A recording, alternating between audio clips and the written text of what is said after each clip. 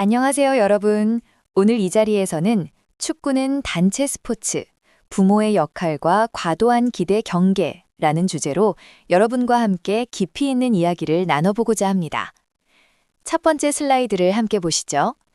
슬라이드의 제목처럼 축구는 결코 나 혼자 빛나는 스포츠가 아닙니다.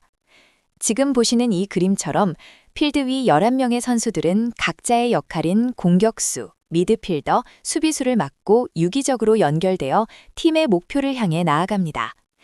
감독님은 한 선수 개인이 아닌 이 전체 시스템을 조망하며 팀을 위한 최선의 결정을 내리죠. 이 점이 바로 축구가 가진 본질적인 특성입니다.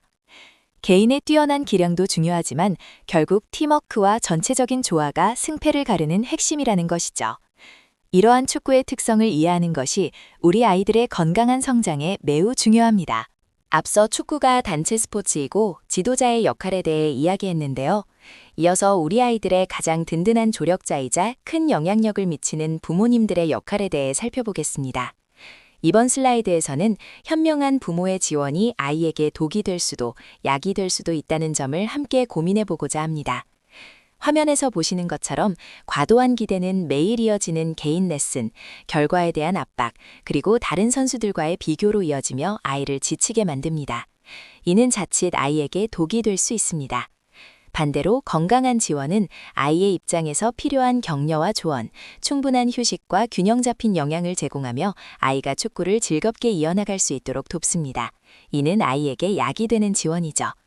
부모님의 관심과 지원은 어디까지나 아이의 성장과 행복을 위한 것이어야 합니다. 부모님의 욕심이 앞서서는 안 된다는 점을 꼭 기억해 주시길 바랍니다.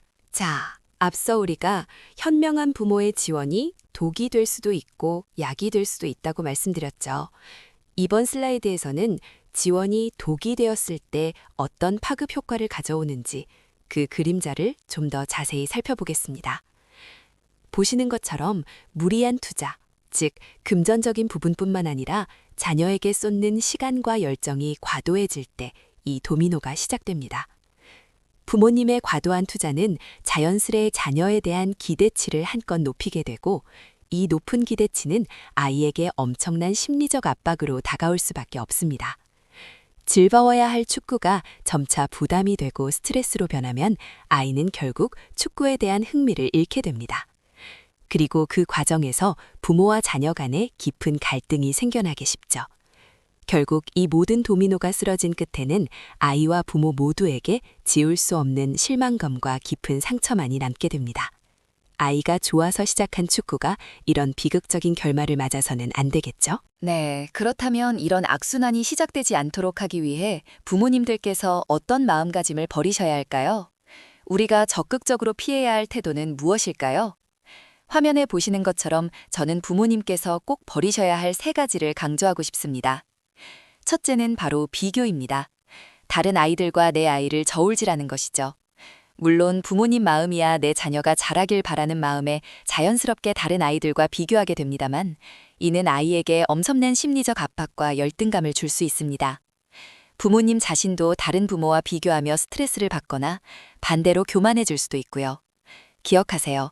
우리 아이가 비교해야 할 대상은 오직 어제의 자신뿐입니다. 어제의 자신보다 얼마나 성장했는지를 바라봐 주십시오. 두 번째는 남 탓입니다. 아이가 경기를 잘 못 뛰거나 팀 성적이 좋지 않거나 기대한 결과가 나오지 않을 때 지도자 탓, 심판 탓, 동료 탓 혹은 환경 탓을 하는 경우가 많습니다. 하지만 이러한 태도는 문제의 본질을 흐리고 아이에게도 책임 전가하는 습관을 심어줄 수 있습니다. 부족한 점이 있다면 인정하고 개선하려는 노력이 중요합니다. 남 탓을 할 시간에 우리 아이와 함께 한 번 더 훈련하는 것이 훨씬 유익합니다. 마지막 3번째는 조급함, 즉 대박은 없다는 마음가짐입니다. 씨앗을 심자마자 거목이 되기를 바라는 것과 같습니다. 축구는 하루 이틀 노력한다고 혹은 한두 달 바짝한다고 해서 눈에 띄게 달라지는 스포츠가 아닙니다. 꾸준함과 인내심이 필요합니다. 머리로 이해한 것을 몸으로 익히기까지는 엄청난 시간과 반복적인 훈련이 요구됩니다. 대박이라는 것은 축구계에 존재하지 않습니다. 오직 꾸준한 노력과 열정만이 진정한 결과를 만들어냅니다. 앞서 살펴본 3가지 마음가짐을 경계하는 것과 더불어 부모님들께 꼭 드리고 싶은 마지막 조언은 바로 긴 호흡으로 바라보기입니다. 우리가 흔히 축구는 아이의 전부가 아니다라는 말을 하죠.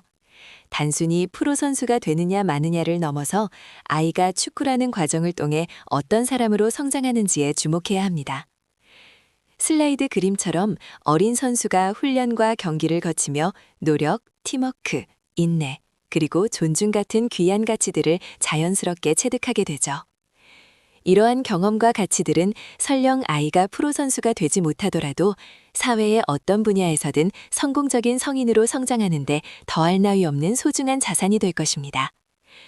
축구가 아이 인생의 전부가 아니라 의미 있는 과정의 일부임을 이해하고 긴 안목으로 바라봐 주시는 것. 이것이 바로 부모님과 아이 모두가 이 여정을 행복하게 만들어갈 수 있는 현명한 태도라고 생각합니다. 오늘 강의는 축구선수 부모님들이 가져야 할 올바른 마음가짐에 대해 함께